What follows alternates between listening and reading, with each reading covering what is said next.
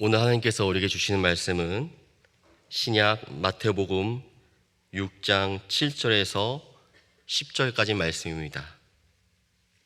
신약 8면에 있습니다.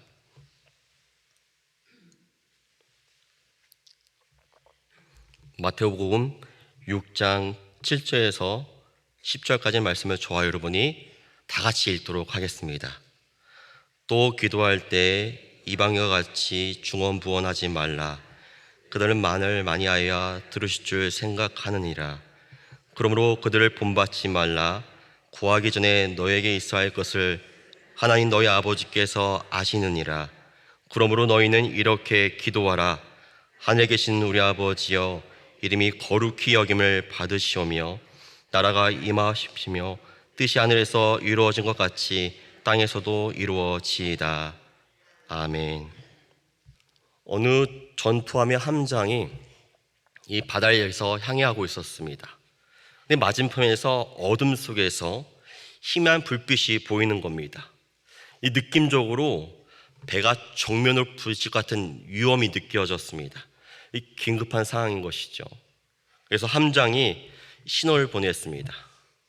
이 당신의 진로를 남쪽으로 10도 돌리시오라고 신호를 보냈습니다. 그러자 신속하게 저쪽에서 답이 왔습니다. 당신이 진로를 북쪽으로 10도 돌리시기 바랍니다 라고 답이 왔죠. 그러자 이 함장이 화가 났습니다. 그래서 이렇게 두 번째 신호를 보냈습니다. 이 배는 군함이요, 나는 함장이요 라고 자신 있게 보냈습니다. 답이 왔습니다. 여기는 등대입니다. 여러분, 우리가 웃지만 사실 이것은 우리에게 깊은 영적인 메시지가 담겨 있습니다. 등대는 절대 움직일 수 없는 기준을 의미하죠. 근데 우리는 하나님께 기도하면서 마치 이 함장처럼 요구할 때가 있습니다. 여러분, 우리의 기도는 무엇이어야 되냐면 성경적인 절대의 기준에 의거하여 그 말씀 앞에 복종하는 게 기도의 시작입니다. 내가 원하는 것을 이루는 게 목적이 아니요, 하나님께 원하시는 말씀이 무엇인지를 묵상하고 그 말씀에 온전히 순종하는 게 기도의 의미라는 거죠. 오늘은 이 본문 가운데 기도를 말하기 위해서 먼저 이것은 기도가 아니라고 먼저 시작하고 있습니다. 이게 뭐죠? 이방인과 같이 중언부언하지 말라. 여러분, 이 중언부언하면 떠오르는 어떠한 인상이 있죠? 무엇일까요? 우리는 보통 중언부언하지 말라 이렇게 해석합니다. 기도하다가 버벅거리는 거, 기도하다가 뭔가 조금 틀리는 거. 그래서 기도를 잘한다는 건 뭐냐면 뭔가 유창하게 해야 됩니다. 틀리면 안 되는 거죠. 그래서 가끔 대표 기도하다가 틀리면 아찔합니다. 망했다 라는 생각이 들죠. 그래서 목사님들이 가끔 가다가 신방을 같이 갈 때 권사님 기도 좀 해주십시오 하면 절대 못한다고. 왜냐면 기도하다 틀릴까 봐 남의 시선이 의식되는 겁니다. 여러분, 중언부언한다는 게 과연 뭘까요? 이처럼 틀린 걸까요? 우리의 생각이 틀렸습니다. 우리의 기도는 누구한테 드리는 것이죠? 하나님께 드리는 겁니다. 근데 우리는 왜 중언부언을 이렇게 이해할까요? 나의 기도가 사람들의 시선에 신경 쓰이고 사람들이 나의 기도를 어떻게 평가할까 봐 그게 늘 우리에게는 골칫거리기 때문에 그렇게 괴로운 것입니다. 이런 일이 있었습니다.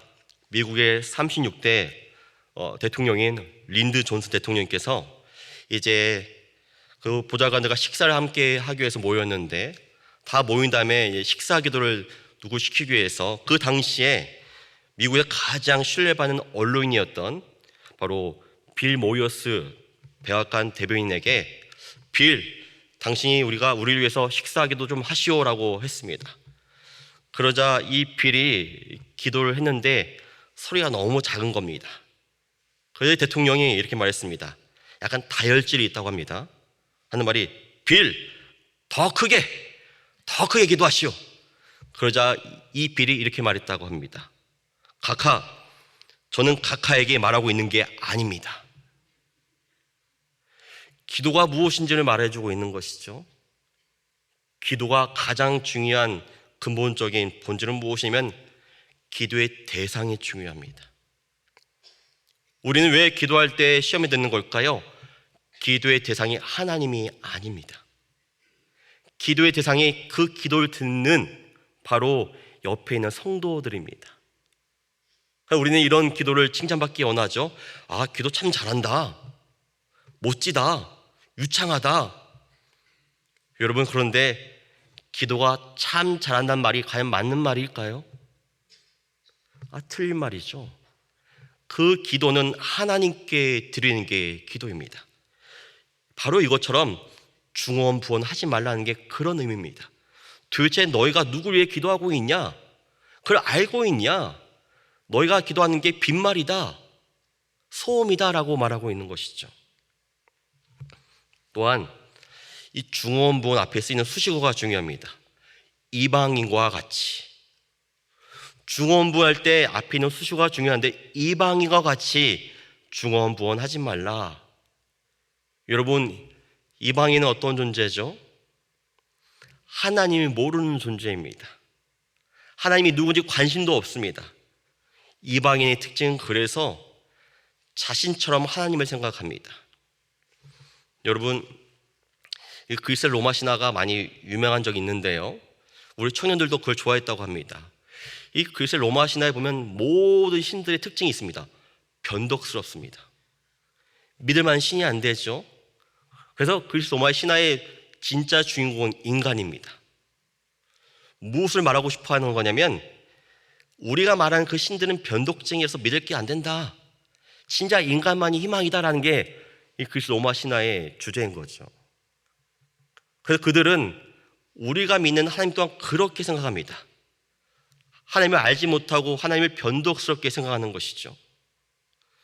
이방의 특징은 무엇이냐면 하나님이 누군지 전혀 관심이 없다는 겁니다. 여러분, 이 주기도문에서 기하고 도를 빼면 뭐가 되죠? 주문이 됩니다. 기가 막힌 말이죠. 주문이 됩니다. 내가 기도하는 하나님이 누군지 모르고 기도하면 주문과 마술이 됩니다. 이런 기도는 하나님이 누군지 전혀 몰라도 됩니다. 내가 원하는 소원을 아뢰면 됩니다. 어쩌면 우리의 기도는 이방인처럼 우리가 믿는 하나님을 전혀 알지 못하고 그냥 기도할지 모릅니다. 그러면 주문이 되는 것이죠. 그래서 우리는 보통 하나님이 원하는 기도는 전혀 생각하지 않습니다. 내가 원하는 환경과 조건이 바뀌어야 되기 때문에 열심히 기도합니다. 뜨겁게 기도합니다. 우리는 그것을 기도의 열정이라 말하죠. 근데 그 열정에는 하나님이 없습니다. 그렇다면 그것은 이방인처럼 중언부언하는 기도 같지 않은 기도라는 것이죠. 그래서 오늘 본문 가운데 예수님은 그런 기도를 할까봐 그러므로 너희는 이렇게 기도하라 말해주고 있는 것이죠. 여러분, 여기서 주목할 단어가 이렇게입니다. 예수님께서는 이것을 기도하라 하지 않았습니다. 이렇게 기도하라 했습니다. 이것을 기도하라 하는 것은 뭐냐면 마치 주기도문을 주문처럼 외우는 겁니다. 그냥 이것을 기도하는 것이죠. 마치 여기에 힘이 있는 것처럼 생각합니다. 그렇지 않습니다. 주기도문을 통해서 예수님의 마음이 무엇인지를 알라는 것이죠. 그 예수님이 그 하나님을 어떻게 여기고 있는지, 우리가 믿는 하나님이 어떤 분인지 바로 알라는 것입니다. 바로 알아야만 기도가 시작된다는 것이죠. 그런 의미에서 그러므로 너희는 이렇게 기도하라 말해주고 있는 것입니다. 또 하나는 이런 이방인이 있습니다. 나름대로 자신이 이 하나님에 대해서 잘 안다고 착각한 부류들이 있습니다. 제가 철학과를 나왔는데요, 철학과 수업을 들을 때 어느 날 해석학 시간에 교수님께서 성경책 하나를 가져왔습니다. 이 성경책을 기가 막히게 이성적으로 해석을 하는 겁니다. 정말 제가 들을 때는 뭐 이런 해석이 있나 할 정도였습니다. 근데 본인은 되게 자부하는 겁니다. 그때 알았습니다. 이방인은 절대로 성경을 해석할 수 없는 거구나. 아무리 철학적으로 높은 지성을 가졌다 할지라도 주님의 은혜가 아니면 절대로 이 성경 말씀을 해석할 수 없는 거구나. 여러분, 이렇게 해석하면 어떤 일이 벌어질까요? 하나님의 능력이 없습니다. 그 말씀을 똑같이 바라보지만, 그 말씀을 똑같이 듣지만, 그 말씀을 똑같이 해석하지만 이방인처럼 그거를 바라보는 자에게는 기도의 능력이 없다는 것이죠. 차가운 돌과 같습니다. 생명력이 느껴지지 않는다는 것이죠. 이런 의미에서 우리는 과연 이방인입니까? 아니면 진정한 그리스도인입니까? 우리는 여전히 교회 안에 머물지만 내가 기도하는 하나님을 전혀 알지 못하고 있다면, 아니면 내가 이 하나님을 안다고 자부하고 있다면 우리는 어떤 의미에서는 이방인인 것입니다. 이방인의 특징, 이 두 가지 공통점은 무엇입니까? 내가 기도하는 대상인 하나님을 전혀 모르고 있다는 겁니다. 여러분, 그래서 이 하나님을 누군지 아는 게 매우 중요합니다. 여기에 목숨을 걸고 전심전력을 다해서 말씀을 보고 고민하고 기도하는 게 우리의 주어진 중요한 일이라는 것이죠. 이것을 모르게 되면 기복주의 신앙이 됩니다. 이것을 엇나가게 되면 똑같은 말씀을 보지만 내가 원하는 말씀을 취해서 기복주의 신앙에 빠지게 되는 것이죠. 그래서 오늘 말씀이 기도의 바로 등대, 절대적인 기준을 제시하고 있습니다. 첫 번째가 뭐죠? 하늘에 계신 우리 아버지여입니다. 예수님께서 가장 먼저 기도를 알려주실 때 이렇게 말씀하셨습니다. 하늘에 계신 우리 아버지여. 여러분, 예수님은 왜 하나님께 기도했을까요? 예수님의 전 인생은 기도의 삶입니다. 어떠한 사역을 하기 위해서 준비할 때 기도하셨고, 일의 중간중간마다 무시로 기도하셨고, 사역이 다 끝난 뒤에도 기도하셨습니다. 왜 예수님께서는 이토록 자주, 매번, 깊게, 진하게 왜 기도하셨을까요? 여러분, 이것은 당연한 것이 아니라 조금 이상한 일입니다. 왜 이상하냐면 예수님과 하나님과는 깊은 관계가 있습니다. 우리처럼 그게 기도할 이유가 없는 것이죠. 예수님은 하나님의 아들입니다. 전지전능하시고 능력이 있습니다. 기적도 일으킬 수 있습니다. 우리는 보통 기도를 이렇게 생각합니다. 예수님께서 기도하신 목적과 이유는 우리 인간들에게 기적과 표적을 행하기 위해서가 아닌가? 아니죠. 예수님은 하나님의 아들 그 자체입니다. 그러므로 기도하지 않으셔도 말씀하시면 능력이 됩니다. 말씀하시면 기적이 됩니다. 그렇다면 예수님이 기도하신 목적이 매우 중요하다는 겁니다. 왜 기도하셨을까요? 이 하나님과 관계를 계속 유지하기 위해서, 늘 하나님 마음을 알기 위해서, 무엇보다 예수님의 기도의 목적은 큰 능력을 행하는 것이 아니라 매 순간마다 자기의 뜻이 아니오 아버지 하나님의 뜻을 온전히 이루기 위해서 늘 기도하셨습니다. 이런 거죠. 하늘에 계신 우리 아버지여, 하나님 아버지의 뜻이 맞는지요? 라고 늘 부르셨던 겁니다. 그렇다면 우리가 기도한 이유도 여기에 있는 것이죠. 우리가 처음 기도할 때 필요한 기도의 첫 마디는 하늘에 계신 우리 아버지요. 하나님을 하늘로 지칭하고 있습니다. 하늘은 어떤 것일까요? 여기서 하늘의 원뜻은 스카이가 아니라 헤븐입니다. 무엇을 말합니까? 영역이 다른 겁니다. 인간의 영역과 다른 영역을 말할 때 이 하늘을 말하고 있습니다. 여러분, 하나님은 우리에게 계시의 말씀을 통해서 알려주십니다. 이게 무슨 말일까요? 우리가 주님을 알고자 노력해도 이 계시의 말씀을 통해서 알려주지 않으면 절대 알 수 없는 존재가 하늘에 계신 하나님의 존재입니다. 여러분, 그래서 이 계시의 종교는 기독교만이 유일합니다. 주시지 않으면 절대 알 수 없습니다. 알려주시지 않으면 절대 알 수 없는 게 하나님입니다.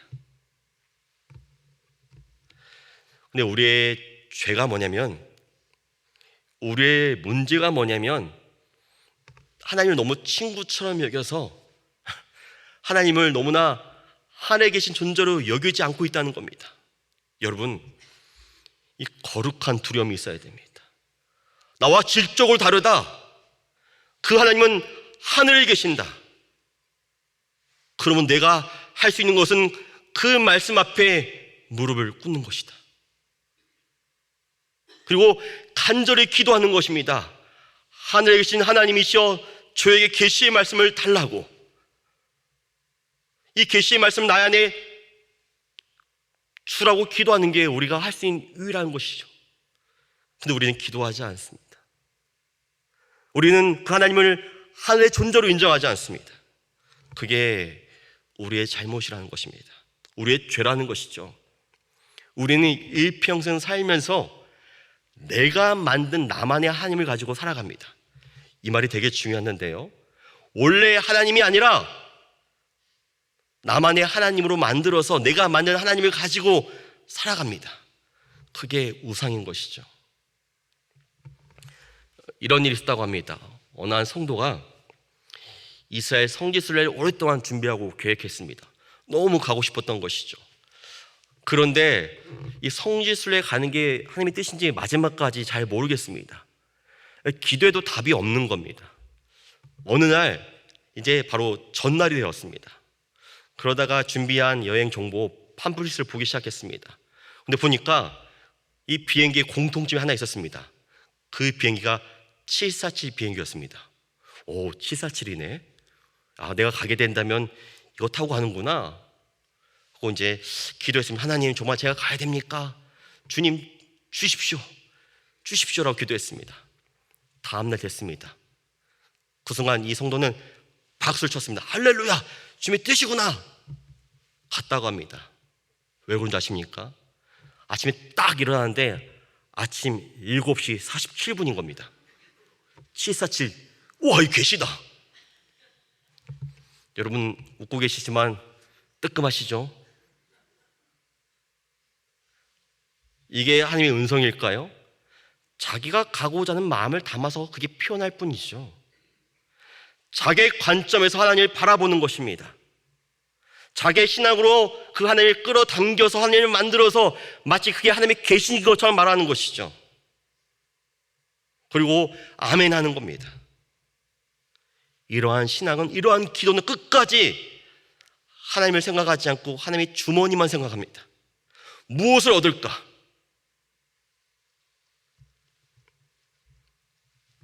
기도의 시작은 하늘에 계신 하나님, 하늘.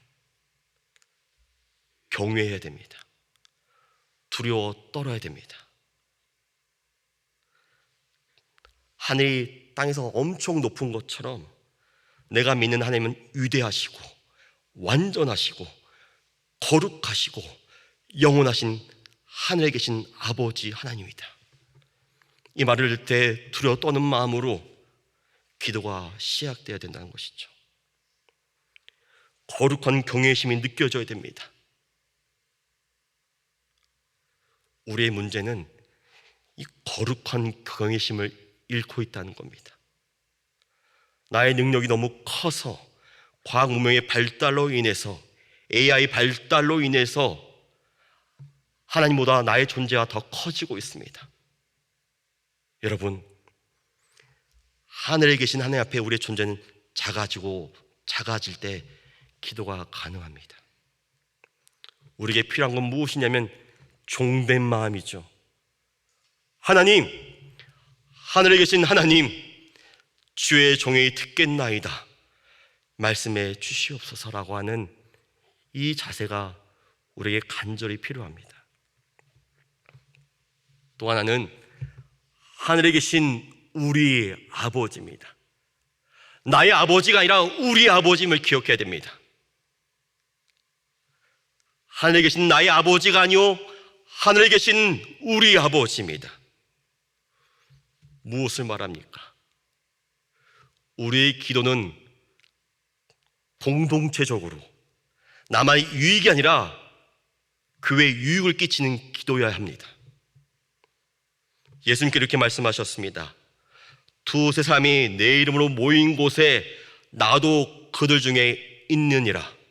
우리는 이 말씀을 보통 이렇게 생각합니다. 야, 2명, 3명 모일 때 있다면 1000명 모이면 더 많이 모이겠구나. 10,000명 모이면 더 크게 임재하시겠구나. 과연 그럴까요? 이 숫자적 부흥을 얘기할까요? 아닙니다. 무엇을 말하냐면 한 사람이라도 그 하나님을 나의 아버지라고 고백하고 있다면, 그 한 사람이라도 하나님을 하늘에 계신 존재로 인정하고 있다면 그게 성도다. 두세 사람이 성도일 때, 그런 고백한 자가 모일 때 그게 교회다 말하고 있다는 것이죠. 그럴 때 그 기도는 능력이 있다는 것입니다.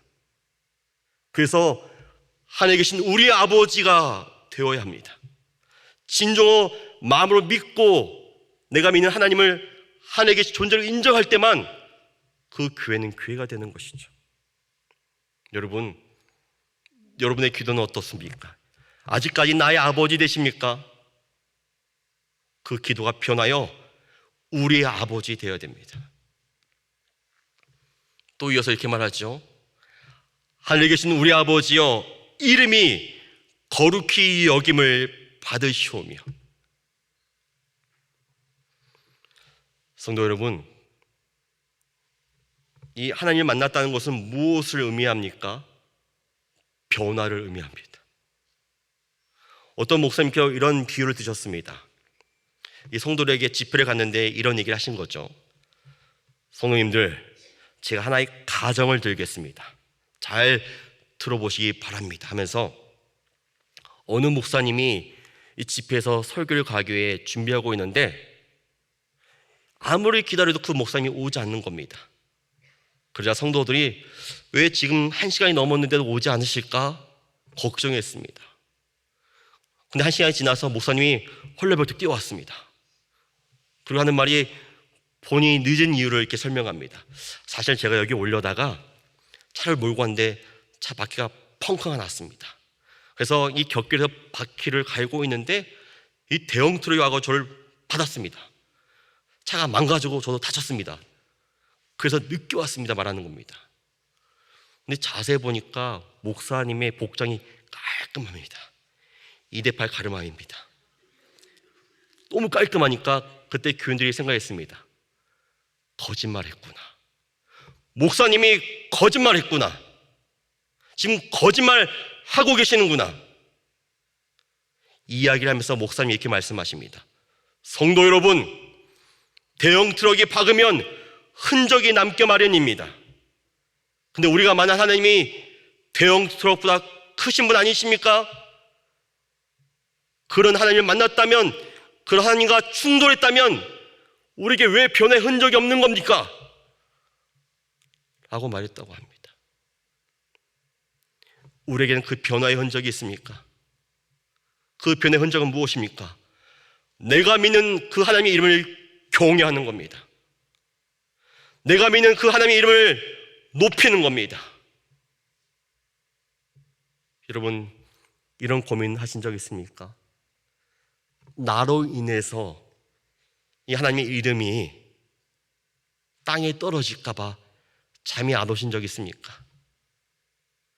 나로 인해서 내가 믿는 하나님의 이름이 그 이름에 누가 될까 봐 걱정하면서 밤을 지새운 적 있으십니까?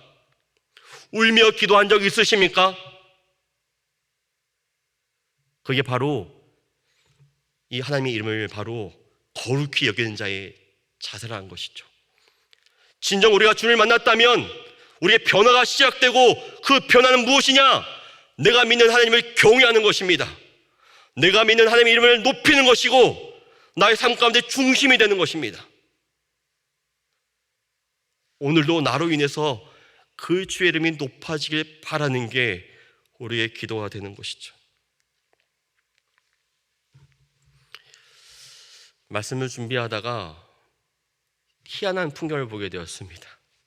그게 무엇이냐면 이마트에서 줄을 쫙 서고 있더라고요. 두 줄로. 도대체 뭐길래 두 줄 서 있을까 호기심이 많아서 찾아갔습니다. 여기 줄 왜 서 있는 겁니까? 했더니 오늘 마침 딸기를 싸게 팝니다 하는 거예요. 제가 줄을 쓰면 이미 끝날 것 같은 겁니다. 여러분, 교회에는 시장형 교회가 있고 소비자형 신자가 있습니다. 둘은 하나죠.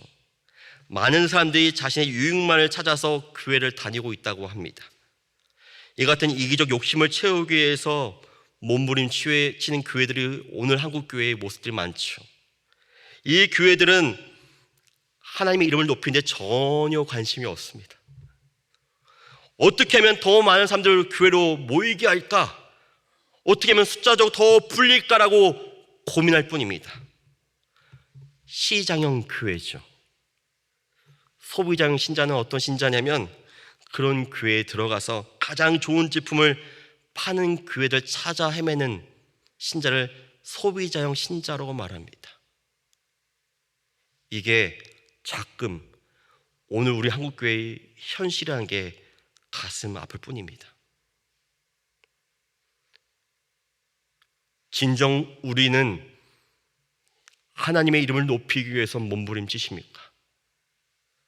내가 기도하는 이유가 믿음의 목적이 나로 인해서 하늘에 계신 우리 아버지여 이름이 거룩히 여김을 받기 원한다는 이 갈망과 목마름이 있습니까?